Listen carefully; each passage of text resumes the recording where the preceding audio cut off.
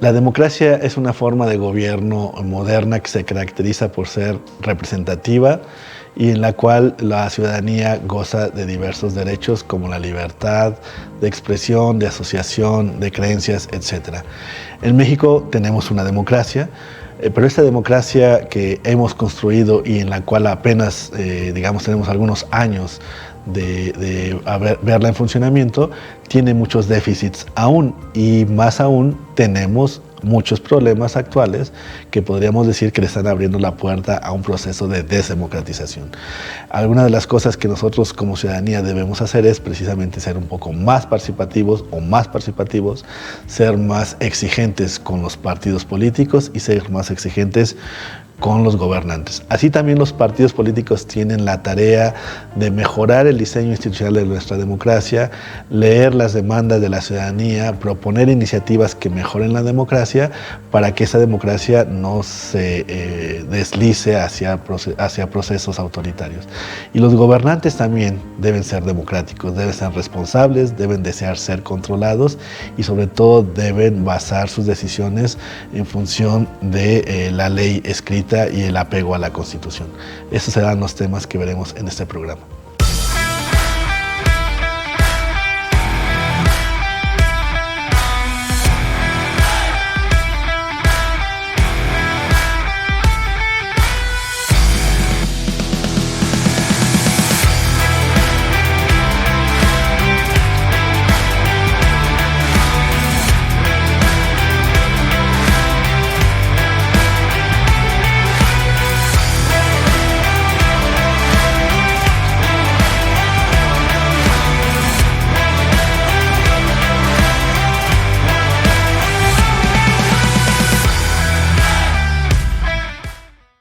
Bienvenidos y bienvenidas a una emisión más de su programa Otro México, sí es posible. Y el día de hoy estoy bien feliz porque me acompaña en la co-conducción Frida. Bienvenida.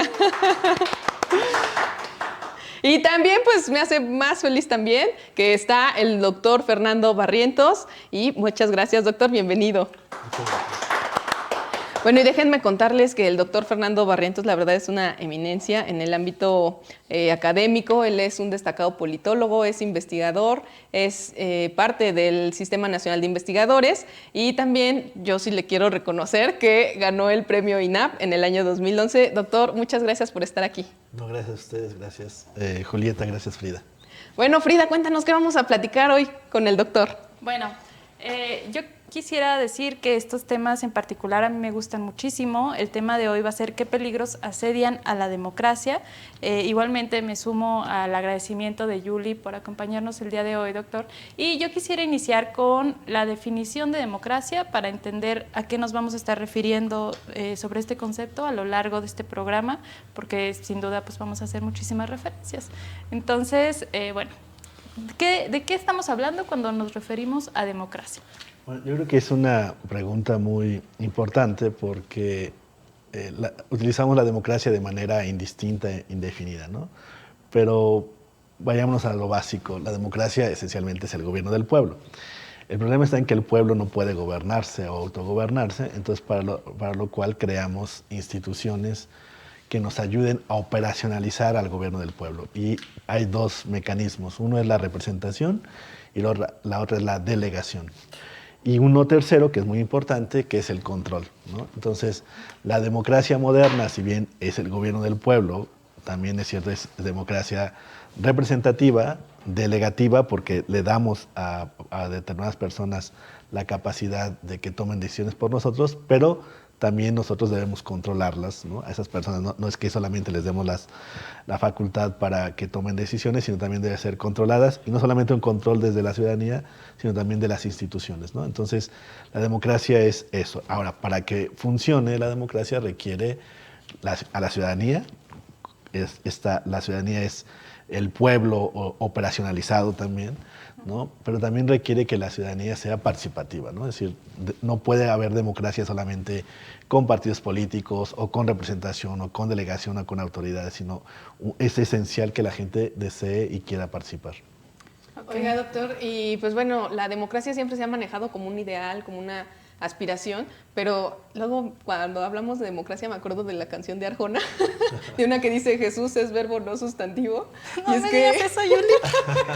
Y es que democracia sí es verbo, sí es sustantivo, sí es adjetivo, y es un montón de cosas más, ¿no?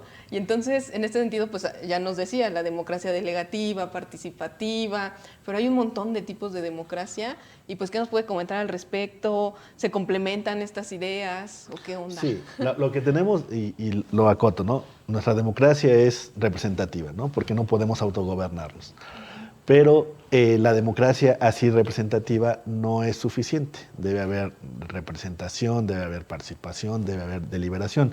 Entonces ahí han aparecido estos conceptos, democracia deliberativa, de democracia participativa y otras formas de democracia, pero que se engloban en lo que llamaríamos la democracia, los mecanismos de democracia directa.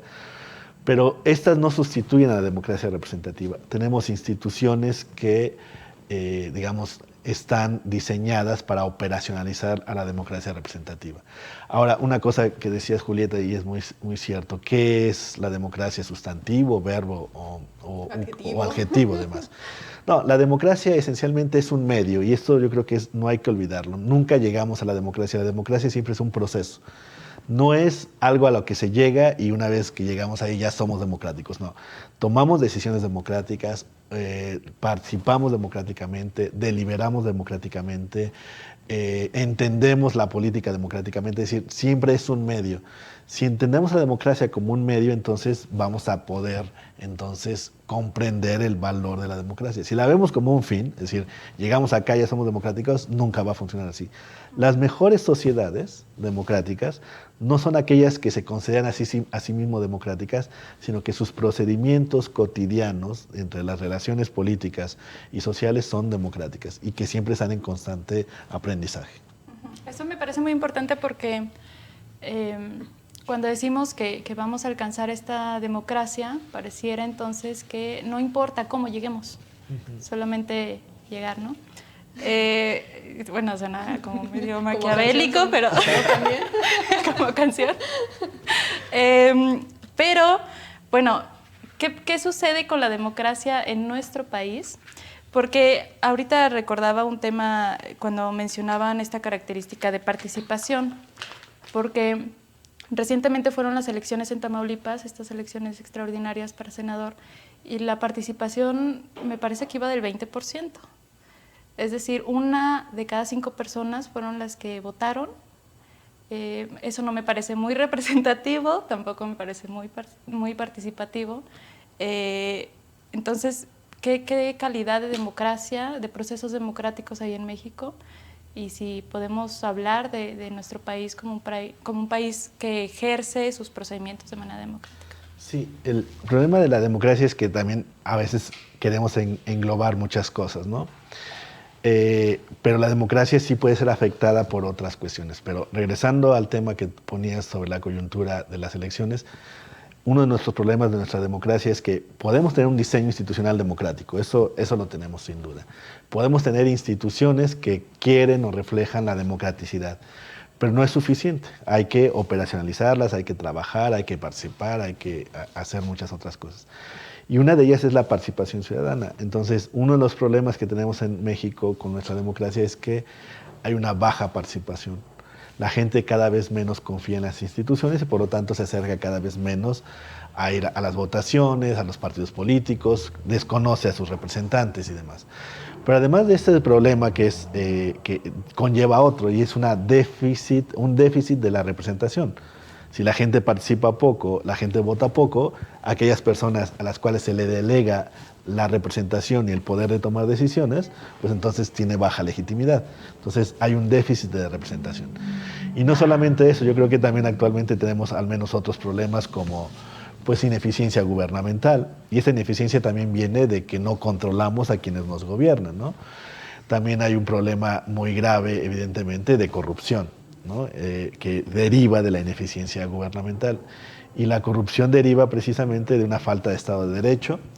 Y no dejemos de fuera que México actualmente tiene un grave problema del crimen organizado.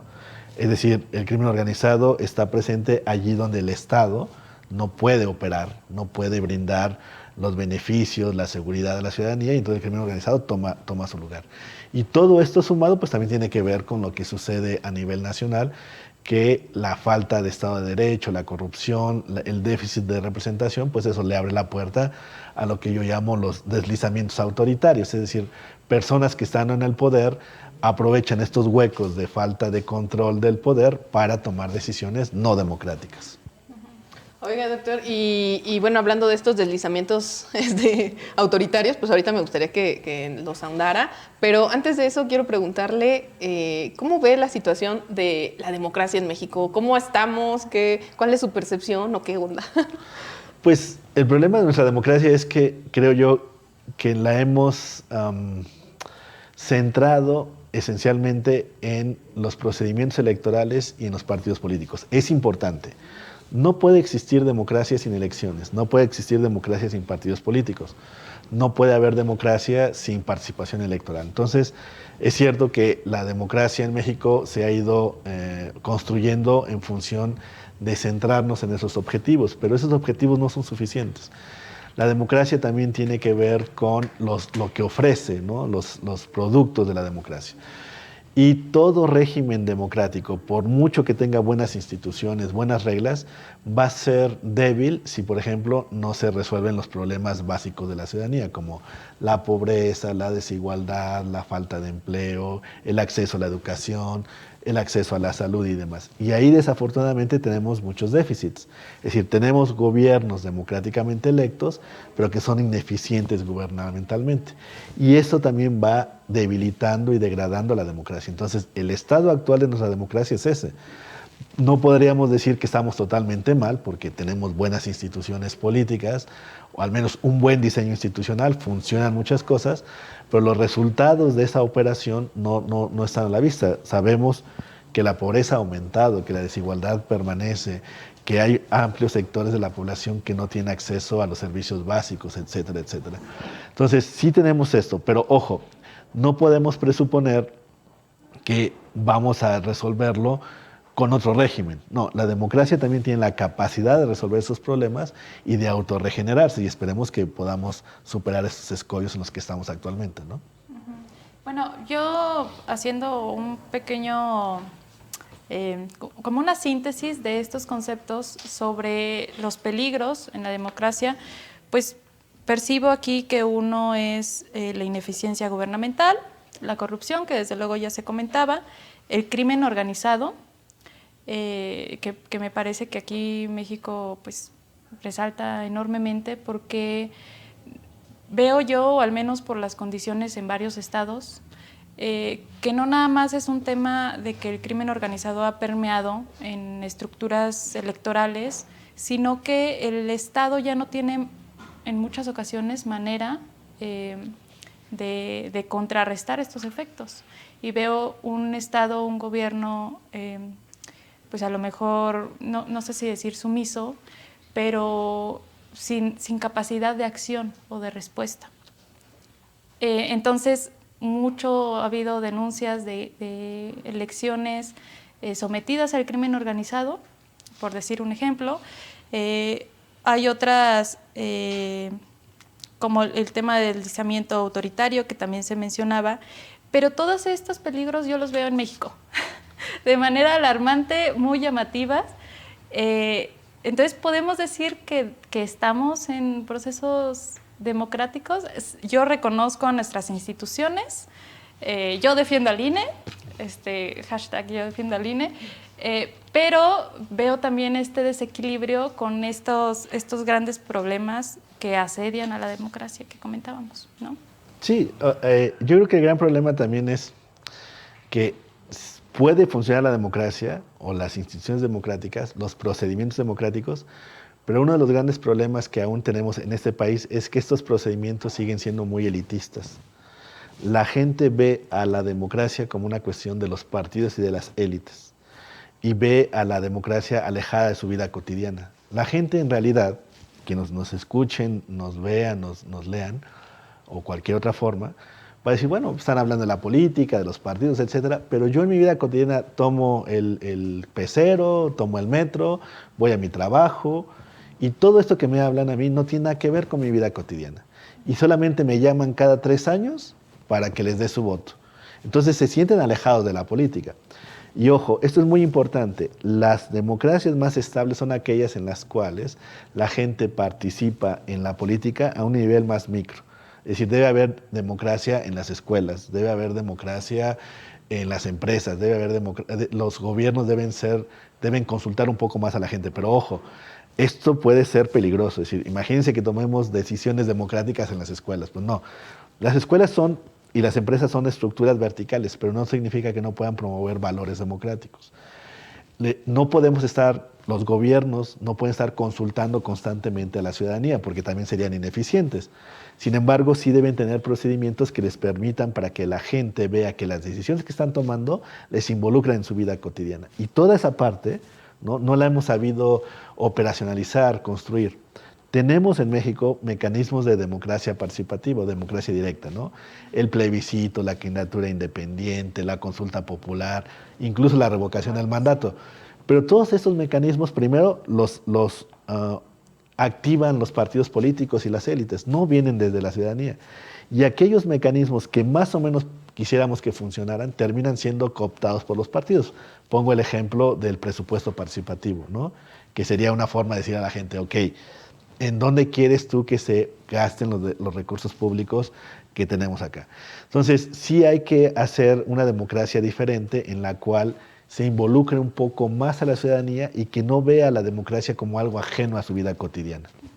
Y bueno, hablando de esto de que pues la gente no lo ve como muy cercano o no ve a veces de manera tangible los beneficios de la democracia en su propia vida y en su propia existencia, pues quiero comentarles, y también si a ustedes les interesa, pues nos mandan mensajitos y les mandamos el ensayo del doctor que hizo en coautoría con Juan Mario Solís Delgadillo, que habla justamente de estos retos que tiene la democracia. Se llama México 2020, una democracia débil y asediada. Y en este sentido, que ya nos platicaba hace rato de los deslizamientos autoritarios, en este texto que hice mención, pues manejan que existen 5 peligros que asedian a la democracia en México, que es justamente el deslizamiento hacia el autoritarismo, una deficiente representación política, la corrupción, la ineficiencia y, por supuesto, pues el crimen organizado. Pero en este año 2023, ¿cuál es la situación de estos peligros? ¿Cree que siguen subsistiendo o qué?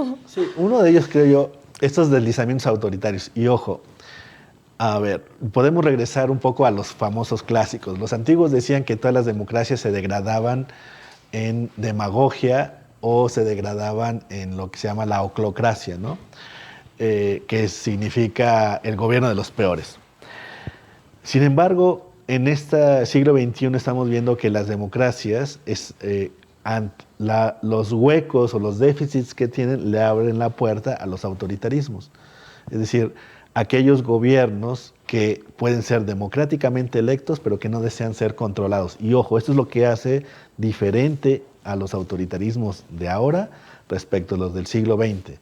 Los del siglo XX eran autoritarismos militares, ¿no? Eran coaliciones dominantes diferentes, eran los empresarios, la iglesia, los militares y las élites. No, hoy los autoritarismos son personas que son democráticamente electas, apoyadas por un movimiento político fuerte, incluso hasta con mucha legitimidad desde las bases, pero que una vez que llegan al poder toman decisiones no democráticas y muchas veces en contra de la institucionalidad o de la Constitución. Muchas veces incluso hasta de forma ilegal, o violando los derechos humanos o contraviniendo aquellos derechos ya adquiridos. Y eso es lo que hace el autoritarismo nuevo. Por eso es muy difícil distinguirlo y por eso muchos dicen, no, eso no es autoritarismo. Claro, si lo comparamos con los autoritarismos del pasado, no. Pero a ver, México, por ejemplo, cada vez los militares tienen más presencia, están haciendo tareas civiles. Si eso no es un deslizamiento autoritario, yo no sé qué sea, porque sí lo es. Si tomamos decisiones fuera de la ley, contraviniendo lo que dice la Constitución, pues es un deslizamiento autoritario. Si somos renuentes a que nos controlen los poderes horizontales, como la Suprema Corte de Justicia o los órganos constitucionales autónomos, pues esos son deslizamientos autoritarios que uno no hace daño, pero cuando se van sumando, pues sí pueden hacer y ir minando lo a poca o las bases democráticas que apenas hemos llevado construyendo hace algunos años, Va ¿no? haciendo el caminito, pero así como va mencionando, pues yo me voy acordando de alguien. Sí, de hecho sí. Bueno, yo veo esta comparación que nos comentaba doctor sobre los autoritarismos del siglo pasado, que parecía más una imposición. O sea, a todas luces muy perceptible, muy visual. Porque ya sabías que eras autoritario. Porque tú ya ¿no? veías al dictador ahí y era obvio pero ahora pareciera un poco más Disfrazado. quizá de persuasión, de manipulación emocional, demagógica, y bueno, en estas cuestiones que nos comentaba sobre las francas violaciones constitucionales, también hay algunas que parecieran no tan inconstitucionales. Sí, sí. Yo, por ejemplo, vería los programas sociales, que están en la Constitución, que es un derecho, pero que no se manejan de una manera democrática, Sí, sí. ¿no? Y me imagino que como este ejemplo debe de haber muchos. Sí, sí. Ahora, el problema de estos deslizamientos autoritarios es que utilizan la ley y la Constitución, digamos, como la instrumentalizan para imponer determinadas decisiones, ¿no? Llegan con mayorías democráticamente electas, pero no hay deliberación. El caso más ejemplar y que está en nuestra agenda pública en México es la reforma electoral, ¿no? Es una reforma electoral que, ok, todo partido en el gobierno tiene derecho a proponer una iniciativa. Si viene el presidente y su partido, está bien, es correcto, no pasa nada. Pero una vez que pasa al legislativo, ahí es precisamente la sede en la cual la representación, las personas que nos representan a la ciudadanía, deben deliberar, discutir, ponderar, ver los pros y los contras. Y recordemos que esta iniciativa o esta serie de iniciativas no pasó por la deliberación. La misma Constitución dice que las iniciativas deben ser discutidas. Y este es un ejemplo muy claro. ¿Cuántas iniciativas en este sexenio hemos visto que literalmente pasan, como se le llama, el fast track, ¿no? Sin ninguna discusión y sin ninguna deliberación? Y ojo, aquí hay una trampa. Muchos dicen que porque fueron democráticamente electos y se les dio la mayoría, tienen la facultad o la manga, como se dice coloquialmente, manga ancha para hacer y deshacer. Y no. Los 30 millones de votos. La democracia no funciona así. No, los 30 millones de votos son importantes para llegar. Pero una vez que ya llegas, tienes que someterte a las reglas. Debe ser controlado. Los 30 millones de votos son para que gobiernes, para que llegues al gobierno, no para que gobiernes como te venga en gana. Y ese es un problema de la democracia contemporánea, creer que la legitimidad electoral es suficiente. Hay otro tipo de legitimidad que es la legitimidad en funciones, y esa legitimidad en funciones se degrada si tomas decisiones no democráticas. Deliberación, ponderación, el seguimiento de las reglas democráticas. Estas leyes que se pasan así de fast track no son democráticas en sí, aunque hayan cumplido con el procedimiento formal. Y ese es un ejemplo de deslizamiento autoritario, ¿no? Oigan, pues nos está acabando el tiempo de este primer segmento. Les invito a que se queden, a que permanezcan. Seguimos platicando con Frida, con el doctor Barrientos. Comparte este programa, coméntanos qué onda, qué opinas tú, cómo ves. ¿Crees que estamos en un deslizamiento autoritario? Regresamos. Síguenos en nuestras redes y conoce todo el contenido que Revolución Democrática 2.0 tiene para ti. Puedes encontrarnos en Facebook, Instagram y YouTube. Bueno, ya regresamos al programa y estamos hablando sobre la democracia y las debilidades de nuestra democracia mexicana. Y bueno, pues estoy abierta a sus preguntas. Bueno, yo tengo un par de preguntas. Uno era sobre el concepto de movimentismo, que, bueno, pareciera, porque hay muchos personajes políticos que surgen a través de los movimientos sociales, que era un mecanismo muy común de incorporarse a la política. A mí, al menos, yo estoy más alejada de eso, casi no me tocó, pero hay un concepto que es el movimentismo, que lo leí ahí en el material que nos compartían, y quisiera ver las diferencias y por qué esto también es una manera de acercar riesgos a la democracia.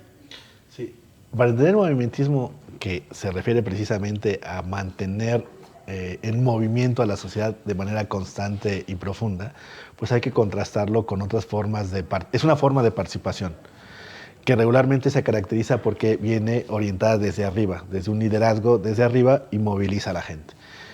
Y se diferencia, y esto es lo que nos ayudaría a comprenderlo, de la participación institucionalizada, aquella en la cual las personas ejercen sus derechos como ciudadanía, ¿no? Y se movilizan, pero dentro de un marco institucional, a diferencia de aquellas movilizaciones que se hacen fuera, digamos, o extra institucional, ¿no? Eso es lo que hace. Ahora, en América Latina y en México hemos tenido periodos altamente movimentistas, es decir, procesos políticos y sociales en los cuales la gente se moviliza, participa, pero lo hace fuera de los canales institucionales. Hay veces que eso es bueno, cuando los canales institucionales ya son insuficientes para canalizar las demandas. Pero cuando estamos construyendo una democracia, lo que debemos hacer esencialmente es mantener que esa movilización válida, legítima, se lleva a cabo por los canales. El problema es cuando se van fuera de los canales, ¿no? ¿Por qué? Porque si se va fuera de los canales, le abrimos la puerta a las personas que orientan esa movilización para que, aprovechándose de la gente que de buena fe cree en esos liderazgos, tome decisiones no democráticas. Y ese sí es un riesgo, ¿no?, para las democracias. ¿Podríamos decir entonces que esto se degrada en un tema de pasar de una causa a un liderazgo, a una manipulación? Más bien a eso. Una buena causa o buenas causas que se suman obtienen un liderazgo que los canaliza, pero ese liderazgo abusa de esa buena fe de la ciudadanía, ¿no?, que ha sido movilizada, ¿no? Doctor, platíquenos también sobre un concepto que maneja, que es la cartelización de los partidos. ¿Qué es eso? Cuéntenos, ilústrenos. Bueno, ese es un problema de las democracias contemporáneas. Y no, es un término que apareció unos académicos en Europa, pero esencialmente lo que dicen es que durante muchas décadas, desde que aparecen los partidos políticos modernos en el siglo XIX y una gran parte del siglo XX, los partidos vivían de su militancia y de sus seguidores, ¿no? Entonces los partidos se organizaban, obtenían recursos de su militancia, competían entre ellos y llegaban al poder para gobernar con una agenda política. Pero después los partidos se van incrustando en el Estado. De hecho, si revisamos las constituciones de todos los países en América Latina y aquí en México, ninguna constitución veía a los partidos como parte del diseño institucional. De hecho, no aparecían los partidos políticos. Decía, la gente tiene el derecho a votar y va a votar por diputados, senadores, presidente, etcétera, etcétera, y los partidos nunca aparecían. Hoy sabemos que en los años 70, en el caso mexicano, se cambió la ley y dice que los partidos son algo así como de interés público, ¿no? Instituciones de interés público. Ojo, cuando ya los ponemos en la Constitución, entonces los partidos, ¿qué empiezan a hacer? Empiezan a chupar recursos del Estado. Ya no se dirigen a la ciudadanía y a sus militantes para vivir. Ahora lo que quieren es ganar cargos para seguir viviendo del Estado. Pero ojo, como se llama la cartelización, significa que no es un partido el que lo hace, es todos los partidos lo hacen. ¿Y de qué manera lo hacen? Aumentan las barreras de acceso, es decir, hacen cada vez más difícil acceder a la representación o a los órganos de representación. Si la ciudadanía quiere organizarse para participar como partido político, los partidos que ya están en el poder o que ya tienen representación, modifican la ley y dicen, bueno, antes para poder competir como partido político tenías que simplemente presentarte como grupo político y registrarte. No, ahora tienes que hacer asambleas, tienes que llevar notarios, tienes que pedirle permiso al INE, es decir, lo hacen cada vez más complicado. ¿Y qué es lo que sucede? Pues que se van quedando los partidos que ya tienen esas, digamos, prerrogativas, ¿no? Y lo que sucede, y lo peor de ese problema es que, primero, absorben muchos recursos del Estado, ¿no? Recordemos que el caso aquí en México, cuando se habla de que las elecciones son caras, etcétera, no es cierto, no son caras. Lo que es caro es el mantenimiento de los partidos políticos. Pero otra cuestión... ¿Pero es necesario, doctor? Esa es otra pregunta. Pero en este momento el problema es que la cartelización lo que hace es que los partidos políticos se alejen cada vez más de la ciudadanía y solamente la instrumentalicen para mantenerse en el poder. La pregunta es necesario el financiamiento público? Sí. Sí, hasta cierto punto, pero debería ser algo combinado. No pueden solamente vivir de los recursos del Estado, sino que también deben vivir de los recursos de la ciudadanía que les dice, mira, ahí te va mi dinero para que tú lleves mi agenda. ¿Cuál es el problema? Y lo sabemos, hace rato hablábamos de los problemas que tiene la democracia. Pues el crimen organizado. O sea, el crimen organizado puede convertirse en un factor real de poder que, aprovechándose de esos huecos que existen en la legislación, financia en campañas. Y lo sabemos que ya lo han hecho, desafortunadamente. Hay municipios en los cuales hay personas que tuvieron que someterse a eso, ¿no? Estados enteros, ¿no? Y eso es muy grave.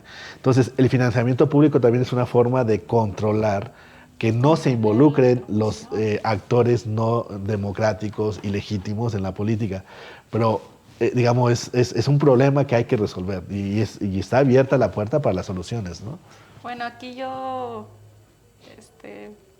me surgieron muchos problemas, quizá por el tema de juez y parte, ¿no? Como integrante de un partido político. Pero lo que sí reconozco es que quizá esta dependencia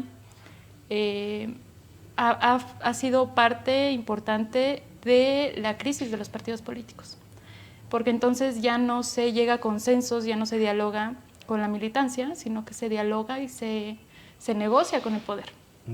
Y que me parece que eso ha sido un tema importante para la ciudadanía y la poca credibilidad que ahora tienen en su conjunto los partidos políticos.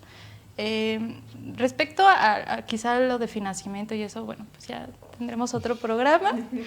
Pero bueno, yo paso a otro tema que es justamente cómo explicar la debilidad de la democracia en México, porque vemos democracias en muchos países muy bien constituidas, muy fuertes, que quizá tiene que ver algo con el tiempo que se lleva ejerciendo y practicando la democracia. En el caso de América Latina quizá hay algunos países como Chile, pero hay otros que es como el lado opuesto, que bueno, muchos mencionan Venezuela, etcétera. ¿Cómo es que ha sido tan diferente? ¿Por qué el proceso para llegar a un tema democrático ha influido en México? Y justamente esto que mencionaba al principio, ¿cómo explicar la debilidad en nuestro país de la democracia? La verdad es que hay muchos caminos que debilitan la democracia. A ver, la democracia, como decíamos al inicio, no puede haber democracia sin elecciones, ¿no? Por eso es importante todo el andamiaje institucional para operacionalizar las elecciones. Pero las elecciones son insuficientes. Uno de los problemas que hace que esas democracias sean débiles y que o haya deslizamientos autoritarios o que las democracias empiecen a degradarse, es que también es cierto que las sociedades somos cada vez más diferentes. Las sociedades actuales no somos como las del siglo XIX, hoy tenemos mayor diversidad, por ejemplo, pero también somos mucho más personas. O sea, cada ampliación del sufragio ha implicado ampliar el número de la base democrática, ¿no? Entonces no es lo mismo operacionalizar una democracia, por ejemplo, que solamente eran hombres, adultos, mayores y propietarios, a una democracia donde el voto es universal y donde involucras a todas las personas, independientemente del sexo, orientación y cuestión ideológica y religiosa, y entonces mucho más, ¿no? Entonces eso hace más difícil operacionalizar la democracia. Y ojo, el problema también, y ese es mi punto de vista, es que nuestra democracia la operacionalizamos con instituciones del siglo XVIII, XIX, que es la separación de poderes, el Congreso, el Poder Judicial, los órganos constitucionales autónomos, pero que desde mi punto de vista son insuficientes para una sociedad que es más diversa, es más compleja, que su forma de interactuar es diferente. Por ejemplo, las redes sociales, solamente para poner un ejemplo. Mucha gente se puede enterar más de la política o de otras cosas, de problemas sociales, por las redes sociales sin tener que recurrir a los representantes, sin tener que recurrir a las instituciones políticas, sin tener que recurrir a los gobiernos.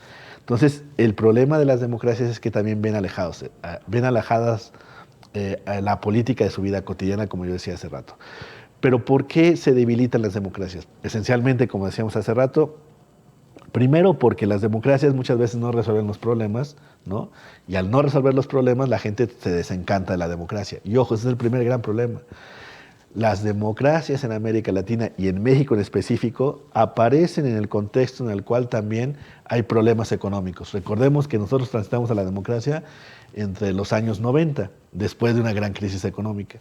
Transitamos a la democracia, pero no solamente México, Chile, Argentina, Brasil, Uruguay y demás, con una crisis económica, y los gobiernos democráticamente electos traían la consigna y la tarea de no solamente democratizar o ser democráticos, sino de resolver los problemas económicos. Y al tener esas fallas, pues la gente se desencanta de la democracia. Y si las fallas se van arrastrando, ¿no? Por un mal diseño de políticas públicas, por una debilidad del Estado, por la falta de Estado de Derecho o por lo que sea, pues la gente se va desencantando. Y eso le abre la puerta a personas, políticos, personas que hacen política, que les dicen, mira, yo no soy democrático, pero te voy a resolver problemas. Y les voy a poner un ejemplo muy claro. Lo que está pasando en El Salvador con Nayib Bukele. En El Salvador, el gran problema, así como en México era el crimen organizado, allá era la Mara, ¿no? Y las bandas criminales. Bukele llega con el voto popular, toma decisiones no democráticas y autoritarias, pero resuelve un problema. Para mucha gente eso es democrático. Y ojo, no lo es, porque la está tomando violando derechos humanos, ¿no? Sin embargo, la gente está viendo eficiencia. Y ese es un gran problema. Cuando la gente empiece a ponderar que es mejor tener un gobernante que toma decisiones, no importa si es autoritario, respecto a la democracia. ¿Por qué? Porque a la larga se va a dar cuenta que sus derechos individuales se van a ir minando y así se va empezando. Y esperemos que en México no entremos a esta situación, ¿no? Y ya que estamos hablando de presidentes, a ver, ¿qué nos puede comentar del nuestro? Bueno, ¿podríamos definirlo teóricamente como una persona populista? Sí, yo creo que, digamos, hay una discusión muy amplia, pero yo creo que tiene todas las características, ¿no? El populismo se caracteriza esencialmente, primero, porque hay un líder carismático, ¿no? Y el actual presidente lo es, no ahora, sino desde antes. Segundo, que tiene una base social heterogénea. Tercero, que toma decisiones de manera vertical, ¿no? Y pues esas tres condiciones están presentes, ¿no? Y además, mucho más importante, las personas que están a su alrededor luchan por ganarse el favor del líder, la simpatía. Y eso está presente. Entonces, si eso no es populismo, pues no sé, es así. Sí, sí lo es. Ahora, ¿qué es lo que hace poco peligroso a los populismos? Pues que las instituciones de control democrático los controlen, que sea el Poder Judicial, los órganos constitucionales autónomos, el propio Poder Legislativo, otros partidos, etcétera. Sabemos que este presidente se ha resistido a eso y se resiste constantemente, ¿no? Los descalifica, cuando puede les quita recursos, si puede opera para que no se nombren a las personas que tienen que estar ahí, ¿no? O poner a su gente allegada. Sí, es claro que desde el punto de vista es populismo. Quiere reformarlos, etcétera.